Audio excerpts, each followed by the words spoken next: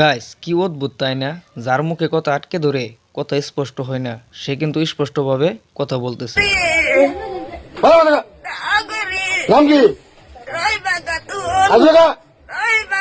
এই মানুষটাকে পাগলা বাবা নামে সবাই চিনে।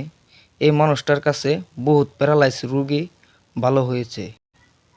আমিও আগে বিশ্বাস করতাম না, যখন কয়েকটা ভিডিও দেখলাম রোগী উঠতে পারে না, হাঁটতে পারে না, সেও নিজে নিজে হাঁটতেছে। অবাক করার বিষয় তাই না? কোনো ওষুধ ছাড়াই মানুষ ভালো হইতেছে এই পাগলা বাবার উসিল্লায়। একটা সত্যি কথা কি জানো, কে কার হাতে ভালো হয় সেটা আল্লাহ ছাড়া কেউ জানে না। মাত্র একটা উসিল্লা লাগে। শুনলাম কোনো টাকা পয়সা নেই না, টাকা পয়সা ছাড়া মানুষকে চিকিৎসা করে।